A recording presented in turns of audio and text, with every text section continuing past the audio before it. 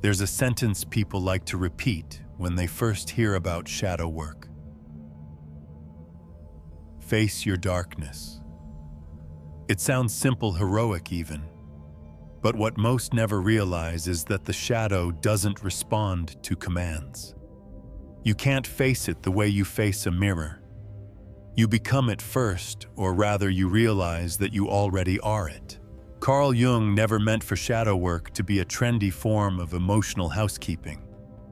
He wasn't talking about journaling your bad moods or listing your toxic traits in a notebook. For him, the shadow was not a bucket of flaws waiting to be fixed. It was the buried half of the divine image within you. What you call darkness is often the heat of a forgotten light. The shadow, in Jung's language, is everything your conscious mind refuses to identify as me. It contains not only the impulses you condemn, anger, envy, desire, but also the talents and intuitions you disowned because they threatened your accepted identity. When a child learns that being creative, loud, or opinionated earns disapproval, that energy doesn't disappear. It slips underground. Years later, it returns as projection. The things you most despise in others are mirrors of what you could not integrate in yourself. So the first movement of real shadow work is humility. It is to accept that you do not see yourself clearly.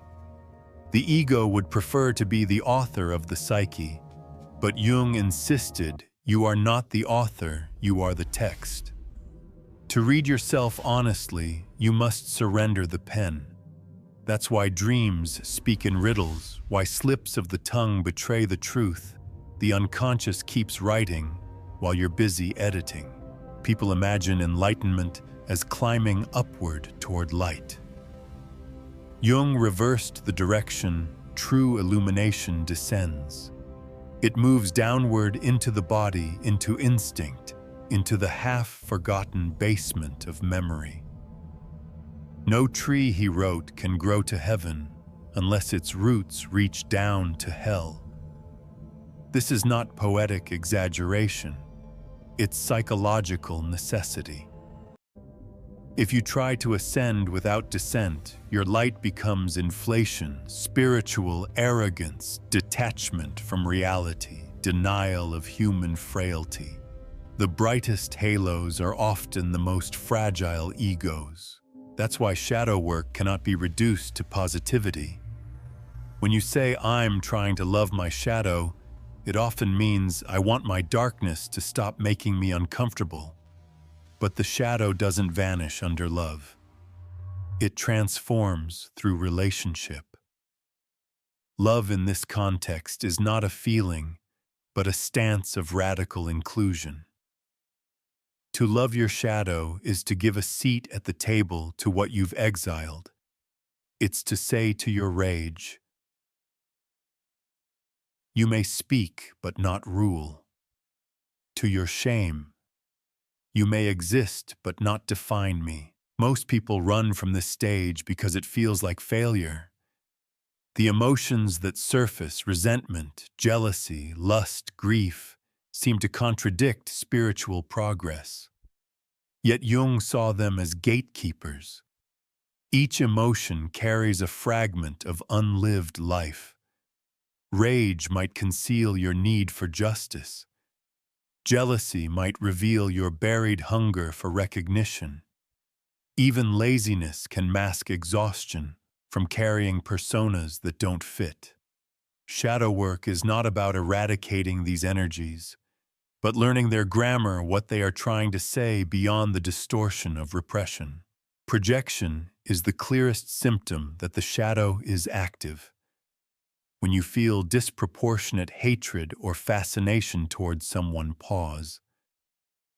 Ask, "What part of me am I seeing?" Jung said, "We meet ourselves time and again in 1,000 disguises on the path of life."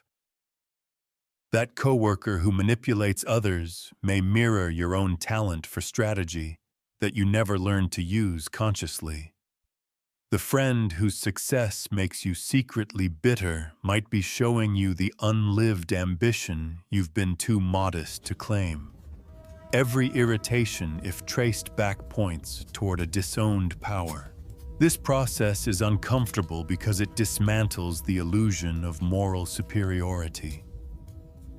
We like to believe evil exists out there, in the other, in the system, in the villain.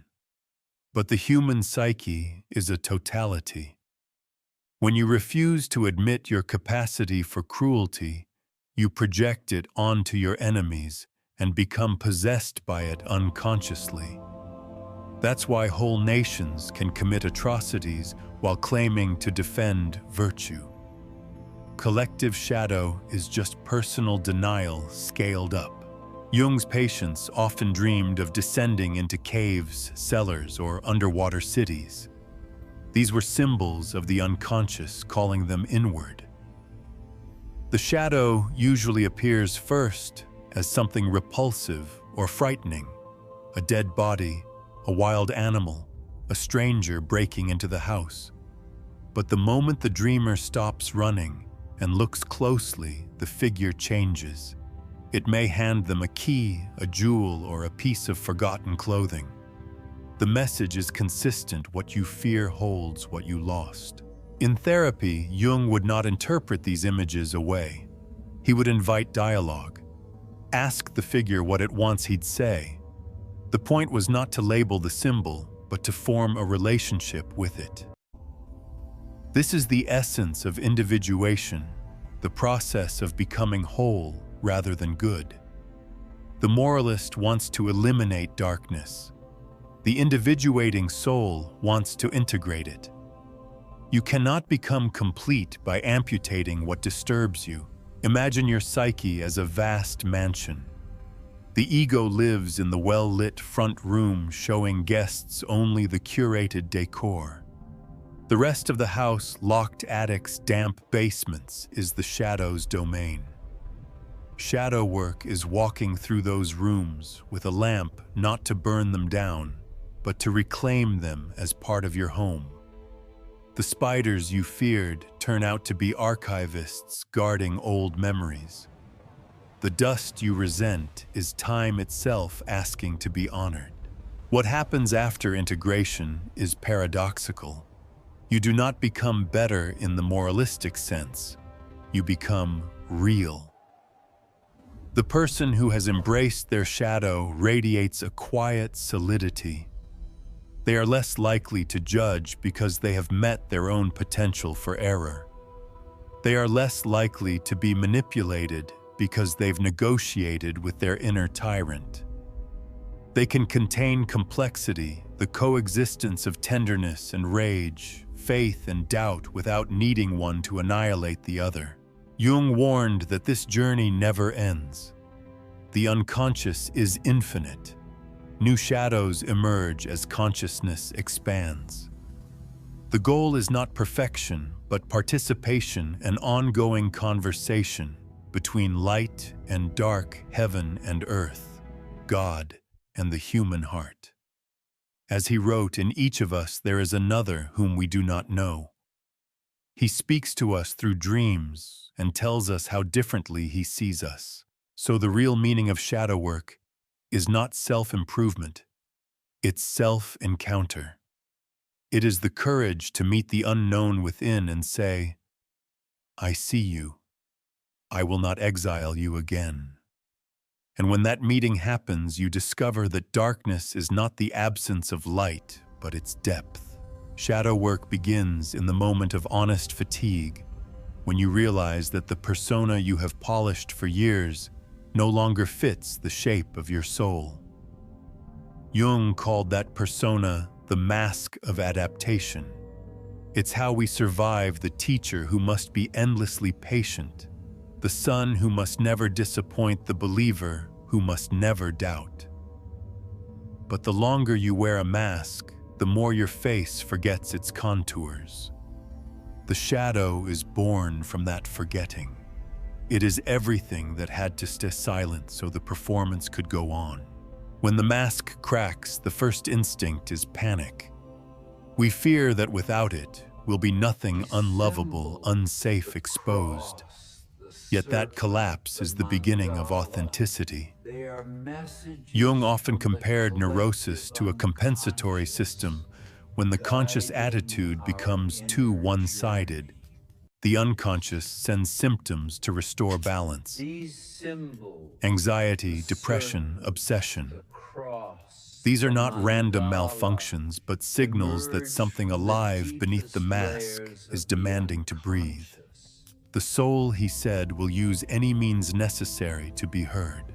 That's why genuine shadow work feels like descent, not ascent. You lose the tidy narrative of who you thought you were.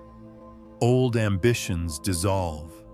Friendships shift because they were built around a persona you're no longer willing to maintain. You start noticing the small rebellions of your own body, the sighs, the clenched jaw, the sudden tears in traffic. The unconscious speaks through flesh first. Every tension is a word from below. In this phase, many people run back to distractions, new spiritual practices, affirmations, workshops promising light. But if you chase illumination to avoid darkness, you only create a brighter disguise. Jung observed that people don't become enlightened by imagining figures of light, but by making the darkness conscious. That means learning to sit with contradiction. I am kind and I am cruel. I am loyal and I am jealous. Integration requires that both truths coexist without denial. Dreams become vital allies here. They reveal the nightly correspondence between ego and shadow. A dream in which you are chased is rarely about danger outside. It's an image of the inner pursuit you keep avoiding. The monster that follows you is carrying the energy you refused to carry yourself. When you turn and face it, when you stop running, the chase ends and conversation begins. Jung called this active imagination, entering the image with awareness, letting the figures speak, responding, as if they were autonomous beings. Because in a sense they are. Each symbol is a fragment of psyche with its own voice. The modern mind dislikes this approach. It wants analysis, not relationship. But Jung insisted the unconscious is not a machine, it's a living partner. When you treat your dream figures as metaphors, they remain abstractions. When you treat them as presences, they start to move. This is why many of Jung's patients reported synchronicities, external events, that echoed their inner process. The psyche and the world mirror each other when you stop insisting they're separate. Shadow work opens that mirror. It also dismantles spiritual idealism. People often say I'm working on raising my vibration, as if the goal were to levitate above pain. Jung would smile gently and remind them the psyche doesn't want altitude. It wants wholeness. The path upward passes through what you've buried below. When you meet your own hatred, you discover hidden passion. When you admit envy, you reclaim the desire to create. The energy that once destroyed you becomes the fire that animates you. This alchemy transforming base emotion into consciousness is what Jung meant by gold in the shadow. Medieval alchemists projected psychological processes onto physical matter. Lead turning into gold was the soul's way of saying darkness turning into awareness. The vessel of transformation was not a laboratory flask, but the human heart strong enough to contain opposites. Every time you stay present with what you used to flee, you perform that sacred operation. However, this process is not solitary heroism. Shadow work isolated from community becomes narcissistic. You start believing your pain makes you special rather than connected. Jung warned about inflation, the ego identifying with archetypal power and mistaking it for personal greatness. That's why humility and relationship are antidotes. When you confess your shadow to another human being and are not rejected, you taste redemption in real time. The energy of secrecy dissolves, and what was personal suffering becomes shared humanity. In those moments, you realize the shadow isn't a dungeon, it's a womb. The same darkness that frightened you now feels fertile, full of potential. From the compost of old identities grows the seed of something genuine. You stop trying to be good and start allowing yourself to be whole. You no longer chase light because you've discovered it radiates from the center of what you once called dark. Jung wrote that the meeting with the shadow is the apprentice piece. The meeting with the self is the masterpiece. Shadow work prepares you for that greater encounter by teaching you reverence for the unknown. You bow not before external authority, but before the mystery within. You understand that every human being carries this same paradoxical light, and judgment gives way to compassion. You can now look at the world, and instead of seeing enemies and heroes, see mirrors, each reflecting a piece of the same unfinished divinity. And maybe that's the truest meaning of shadow work, not to conquer the dark, but to make peace with the whole field of human experience. To realize that consciousness is not a ladder, but a circle, and the only way out is further in. Shadow work, when lived deeply, begins to shift the geometry of your inner world. What once seemed linear, cause and effect, success and failure, starts to reveal itself as cyclical, rhythmic, like breathing. You inhale light, you exhale shadow. You descend into confusion. You return with meaning. Jung often said the psyche moves in spirals, not straight lines. Every descent prepares the next ascent. Every relapse conceals a revelation. At a certain point, the shadow no longer appears as a monster or wound, but as a teacher. Its language is paradox. It will show you your fear of rejection and then ask, what if that fear hides your longing for true belonging? It will surface your anger and whisper, what if this is your integrity demanding a voice? Shadow work reframes sin as separation, the distance between what you live and what you are. The goal isn't moral purity, but psychic unity. You start realizing that every trait you condemned in yourself was simply energy misdirected. Take pride, for example. The ego inflates wanting to dominate. But behind pride lies the soul's memory that it was once divine. Envy, a distorted echo of admiration, your soul recognizing its own potential reflected in another. Even lust, so often despised, can be the raw appetite of life itself, seeking reunion with what it has been split from. Jung didn't say indulge these forces. He said, befriend them. The task is to give each impulse its rightful seat in the inner parliament, so none must overthrow the others to be heard. In this interior politics, consciousness becomes the mediator, not the monarch. You learn to listen without obeying, to feel without identifying. The shadow ceases to be enemy territory. It becomes homeland rediscovered. You begin noticing small signs of integration. When criticized, you no longer collapse or retaliate, but pause. You can hear truth even inside insult. You can see your projection before it leaves your mouth. That gap between reaction and awareness, that's the birth of freedom.